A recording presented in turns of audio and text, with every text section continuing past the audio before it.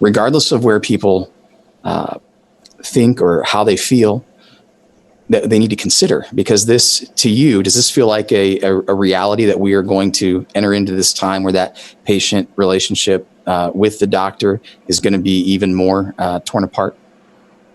I mean, they're doing it right now. They're dissolving choice. We're supposed to be a free country. Like, this is what I fought for. And now I'm on US soil and I'm sitting here fighting for what I already fought for, I thought. So what is it? And a lot of people will look at this and be like, yeah, that's just New York. It's not just New York. Since my video went out, there have been people from all over every single state and the globe. I'm getting, this is not just New York. This is everywhere. And the problem is a lot of these governors, maybe your governor, they're looking at these New York numbers very blindly, and they're refusing to look outside the bubble.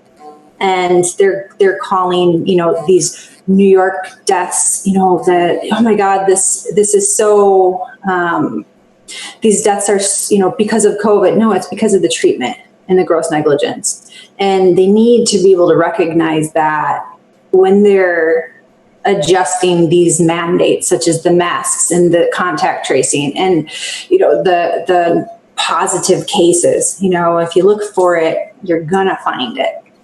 And it's important to recognize that. I thought it was very interesting. I had a conversation with our governor's press secretary this week, and I asked some really hard questions about COVID hospitalizations and COVID deaths. And what I learned is that someone can be in the hospital treated primarily for something else. And if they render a positive test result, which the tests are mandated in a lot of these hospitals, they are counted as a COVID hospitalization. The other example I give is if I go walk into the street tonight and I get hit by a bus, and during the postmortem, there's COVID found in my system, that's counted as a COVID death.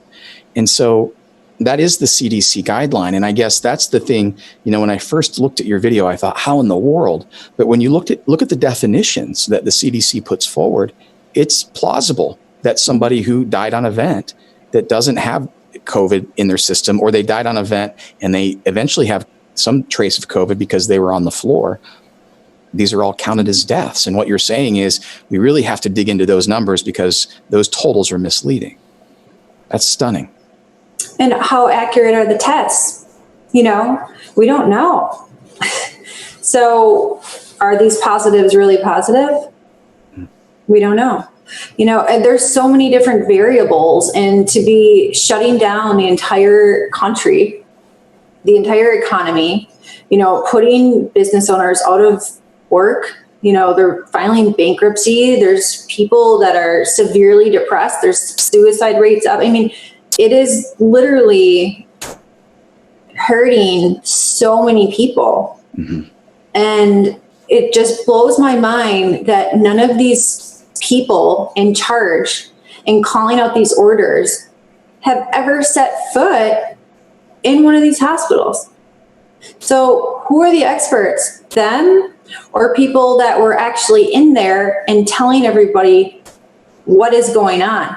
I mean, the real experts are the people that were actually on the front lines and are reporting, speaking out, screaming out, sounding the alarm that please somebody just look at what is really going on and then reevaluate, because what they're doing to our economy is going to last.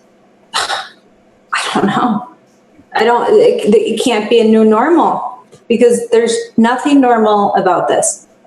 It reminds me, I read some discovery from a medical journal that said during the first SARS epidemic or pandemic in, I believe it was Canada, mm-hmm. They studied people who had been locked down for 2 weeks and found a 35% increase in the incidence of depression and PTSD.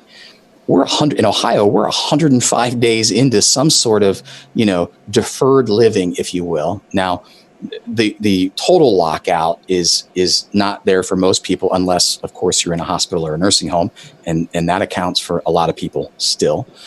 We also know from the 2008 financial crisis that a 1% increase in unemployment resulted in a 1% increase in suicides in males. So these are real, like you said, real secondary effects of this virus. Let me ask you something, and I know this is kind of off the cuff. Florida's been in the news a lot lately. If you read headlines, if you watch the scrolling banner on a lot of TV stations, you see, hey, cases are up. What are you seeing in Florida? Can you bring some context to what we're reading about? There's a drastic increase in the number of positive tests. What are you seeing there?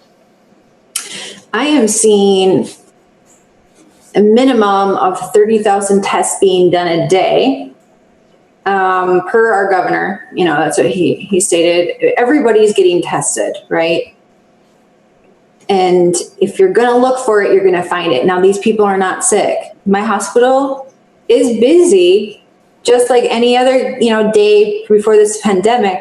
We reopened our elective surgeries. People are, unafraid now to come. They're coming out of their homes and getting treated for things that they put off for, 2 months. So we're not seeing these people coming in with COVID and dying.